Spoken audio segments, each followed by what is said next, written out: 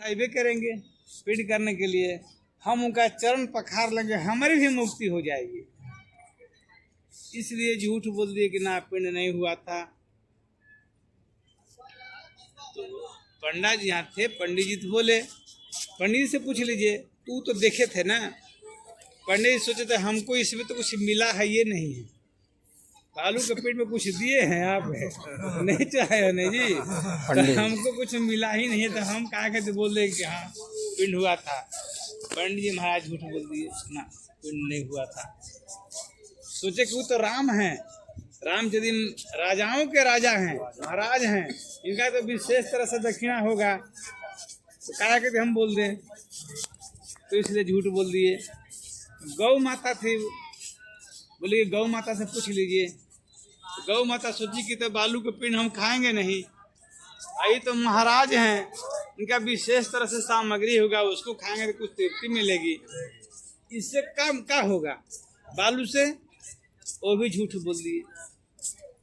तो एक बट का वृक्ष था, बरगद जिसे बोलते हैं, बट का वृक्ष था। बोले कि उनसे पूछ लीजिए, वो तो यहीं पे सब देखते थे। सोचे कि हमको हाँ ना लाभी इसका मतलब है, हमको तो कुछ लालच है नहीं, तो हम कहा के झूठ बोले। वो बोल दिए कि हाँ पिंड तो हुआ था, महाराज दशरथ आए थे, माता सीता पिंड की थी।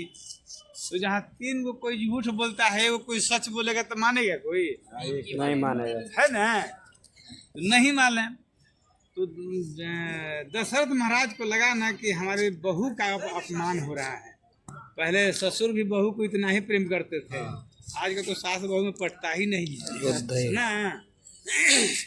तो दशरथ महाराज सोचे कि हमारे बहू का अपमान हो गया है, इसलिए अपना हाथ निकाल के दिखा दिए,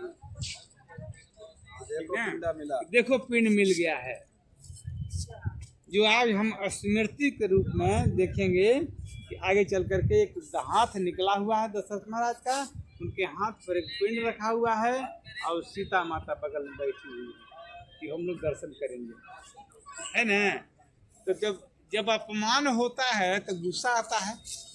सीता महारानी के गुस्सा आ गया, फल्गु नदी के श्राप दे दिए कि जाओ अधोमुख प्रवाह, यानी अब नीचे नीचे बहो। कहा जाता है कि पहले इसमें दूध की नदी था, इन्हें तो कोई ऋषि श्राप दे दिए, इसमें जल का नदी हो गया। और सीता माता जब श्राप दे दी तो नीचे नीचे बहती है, यानी इसमें पानी नहीं रहता था। ये जो आज 3 साल 4 साल पहले बांध बना गया ना, तो पानी भी देख रहे हैं, तो इसमें पानी नहीं रहता था। बाढ़ आया, अब पानी 24 घंटे में निकल गया, फिर नदी सूखी के सूखी रह गई। लेकिन जरा सा बालू हटाते थे तुरंत पानी मिलता था। आगे सूखी है, हाँ इसमें आगे सूखी है, इसी के नीचे बात उधर, ठीक है, नीचे नीचे बहती है। तो अगर पिंड करना होता तो बालू वहीं पर खोदा जाता था, इतना खोद दिए तो पानी मिल गया। सीता माता श्राप दे दी। इसके बाद में गौ माता के श्राप दे दी कि तुम खाने के लिए बोली है, इसलिए तुम्हारा पूजा ही नहीं होगा, झूठ बोली है। तो लोग देवता उता अन्य बिन्ने करने लगे कि ये तो बैतरनी को पार करने वाली है, इनको ऐसे श्राप दे दीजिएगा तो कैसे होगा काम। तो सीता माता बोली कि ठीक है, इसको श्राप थोड़ा सा कम करते हैं कि इसका मुंह खाने के लिए झूठ बोली है, इसलिए मुंह का पूजा नहीं होगा, इसका पूछ का पूजा होगा। गाय को पूछे के ना पूजा होता है, मुंह का तो नहीं होता है। पंडित जी लेके बोला अच्छा जाइए, जितना ही मिलेगा आपको संतुष्टि नहीं होगा, है ना। तो पंडित जी भी कितना मांगिए, फिर कहते ही है कि कुछ चढ़ाइए। वट का वृक्ष जो सत्य बोला था, उसको आशीर्वाद दिए कि तुम अक्षयवट हो, यानी वट जो है, वट माने अच्छा वट वृक्ष होता है, अक्षय मतलब होता है कि कभी क्षय नहीं होगा। तो वट के वृक्ष को देखेंगे कि पेड़ लगा हुआ है, उसमें से एक सोर निकल गया, अब सोरवे जड़ बन गया, होता है ना। तो अक्षयवट होगा आशीर्वाद। लोग बता रहे अभी मौजूद है वही चलेंगे, हम लोग लास्ट पिंड वही करेंगे ना। तब ये कह सकते हैं कि पंडित जी सीता माता एगो पिंड दिए तो आप 3 को पिंड कहाँ खरीद दिला दिए? पैसा के लिए?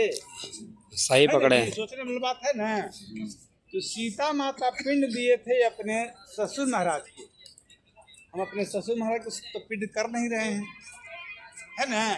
हम पिंड कर रहे हैं, पहला पिंड करते हैं सौभाग्य के निमित्त, कि हमारे घर की स्त्रियां सब सौभाग्यवती रहे। सबको यही कामना भी रहता है कि हमारी स्त्रियां घर की सब सौभाग्यवती रहे। इसीलिए सौभाग्य के लिए यहाँ पर सुहाग दान किया जाता है। सुहाग दान यानी कि सोना चांदी जो भी हो दान करते हैं, साड़ी वगैरह दान करते हैं। बोली शुरू में बेचने वाला था वो, ले लीजिए ये वाला जाना होगा। तो सुहाग दान होता है, साड़ी वगैरह जो दान किया जाता है। हाँ वही। दूसरा जो है, दूसरा दान करते हैं मातृ ऋण में के लिए।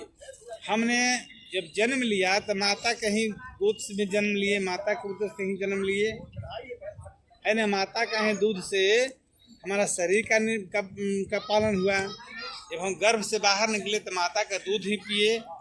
इसलिए यहाँ पर दूध दान किया जाता है मातृ ऋण से मुक्ति के लिए।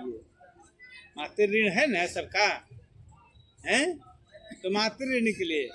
इसके बाद तीसरा पिंड करते हैं पितृ ऋण के लिए। पिता ने जन्मोपरांत हमें समाज में बैठने के लायक बनाया, पढ़ाया लिखाया, पति छोड़ के चला गया। इसे हम लोग भोज कर रहे हैं। घर द्वार छोड़ के गए हैं ना जी। ये डाम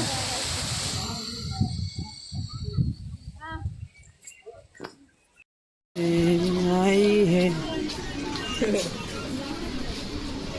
ऐसे न जा खफा होकर हम तुझको छोड़ के आगे सुख दुख में।